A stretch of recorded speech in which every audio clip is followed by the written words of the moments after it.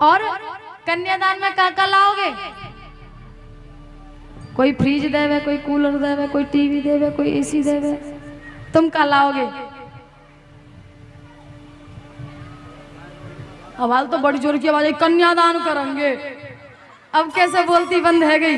हम पूछ रहे क्या लाओगे? टीवी लाओगे, फ्रिज लाओगे, कूलर लाओगे, वॉशिंग मशीन लाओगे, क्या लाओगे? तो कैसे कन्यादान करोगे?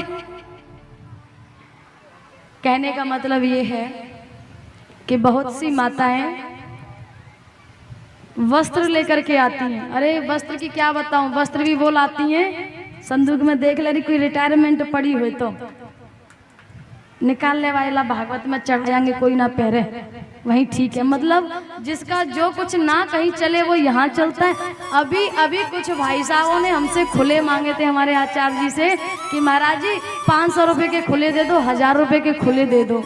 और जब वो पॉलिथीन खोल के देखी ना तो बिना तो खोलने की जरूरत ही नहीं पड़ी, वे तो पहले से ही फटे फटाई निकले। तो मतलब ये देव स्थान रिटायरमेंट का सौदा है क्या? जो खुद की जेब में ना चले या खुद पे ना चले तो वो ठाकुर जी पे चढ़ा दो। वो मैं नोट दिखाऊंगी ना भाई साहब, आप लोग खुद हंसोगे, बोले अरे महाराज। एक कथा सुनाओ। एक सेठ जी थे, उनके पास संतान नहीं थी,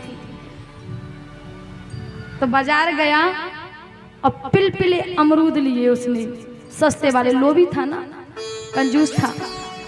और अमरूद लेकर के हनुमान जी के मंदिर में पहुंच के कहने लगा महाराज मैं आपको ये प्रसाद चढ़ा रहा हूँ, मेरे घर में संतान की प्राप्ति हो जाए, मुझे संतान की प्राप्ति हो जाए। हनुमान जी ने फलों को देखा, ओहो तो बड़े पिलपिले हैं, खराब है तो। अब महाराज जी कछु समय बाद सेठ के यहाँ भी एक लाला भयो। लाला भयो तो कैसो भयो? पिलपिली खोपड़ी वारो। अब सेठ बड़ो गुस्सा आयो, बोले हे देखो तो मैं तो वहां अमरूद चढ़ा के आयो और वो अमरूद के बदले ऐसा पुत्र दे। हनुमान जी से लड़वे चलोगा? क्यों महाराज जी तुमने हमें ऐसा लाला देवा कि खोपड़ी पिलपिलाई रही? हनुमान जी प्रकट है कि बोले तेने मुझे अमरूद कैसे दे? तेने मुझे अमरूद कैसे दे? तेने भी तो अपने अमरूद पिलपिलाए भाई दे।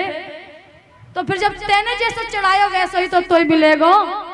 तो महाराज थोड़ा सा कभी दान भी करो ना तो हिसाब से करो, रिटायरमेंट मत करो कि जो खुद की जेब में ना चले वाय चलावे। दूसरी बात, ये तो सत्य बात रही है, इसमें असत्य नहीं है, पर मैं अनुरोध करूंगी जिन माताओं बहनों से जो कल कन्यादान करेंगी, मुझे धोती साड़ी वाड़ी की कोई चाहना नहीं है, स्पष्ट सी बात है। मुझे कन्यादान में धोती साड़ी की कोई आवश्यकता नहीं है। मेरा तो आश्रम का कार्य चल रहा है, आश्रम का निर्माण चल रहा है। जो भी माताएं बहनें जितने की साड़ी आती है उतने का यदि कन्यादान करें तो वो मेरे लिए भारी उत्तम है, क्योंकि मेरे आश्रम में सहयोग हो जाएगा।